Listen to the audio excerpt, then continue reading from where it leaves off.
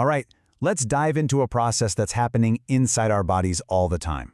It's a fascinating story about growth, how our body builds itself up, how it repairs damage, and yeah, sometimes how it sends out a little warning signal that something's not quite right. So, let's kick things off with a bit of a puzzle. Think about this. On one hand, you have the amazing, totally normal growth of the uterus during pregnancy. And on the other hand, you have something like a common skin wart.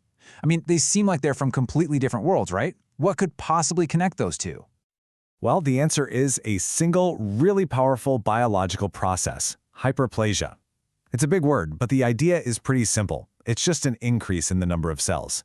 And if you can wrap your head around this one concept, you'll see exactly how our bodies manage to grow, heal, and sometimes signal that we need to pay attention. So what is hyperplasia, really? The official definition is an increase in the number of cells in an organ or tissue. Now, it's super important to get this straight. This isn't about the cells themselves getting bigger. That's a totally different thing called hypertrophy. With hyperplasia, you're literally just getting more cells, and that's what can make a whole organ or tissue get larger. But here's a really important catch. Not every cell in your body can just decide to do this. Your brain cells, your neurons, and the muscle cells in your heart, they've kind of reached their final form and have lost the ability to divide.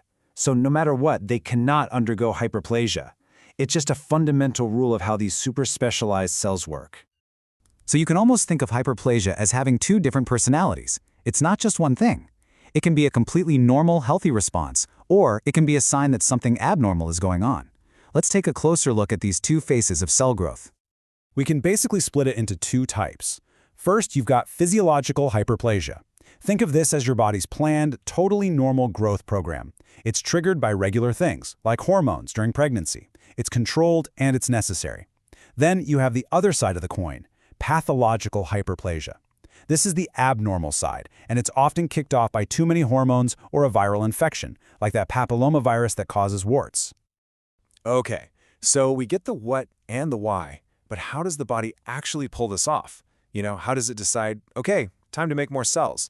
The mechanics behind it are actually pretty cool. Turns out, your body has two main strategies to get hyperplasia going. The first one uses something called growth factors. Let's say you have a mild injury. Mature cells in the area get a chemical signal that basically tells them, hey, time to divide and patch things up. The second strategy is for more serious stuff.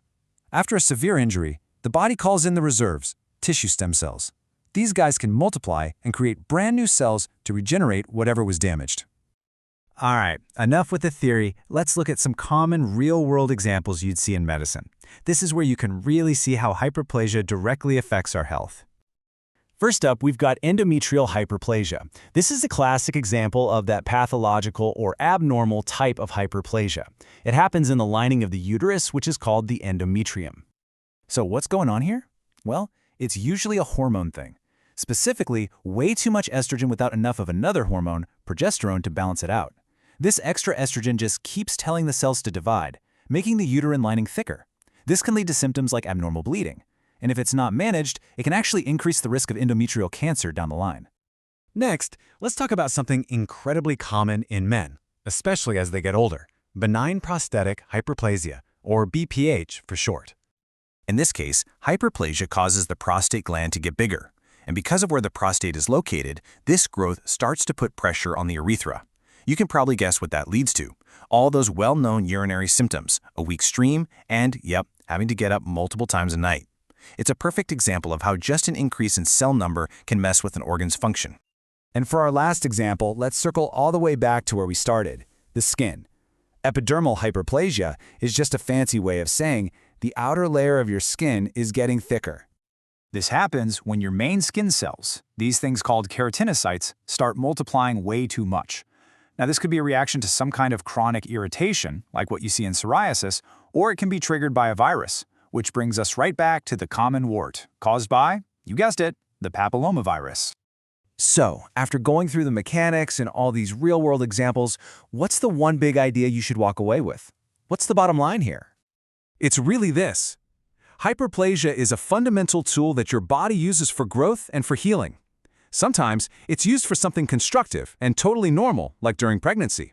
But other times, it can be a warning sign that something, like your hormones or an infection, is out of whack. And that leaves us with one last really fascinating question. We've seen all the signals that tell cells to start dividing, but how in the world does the body know when to stop?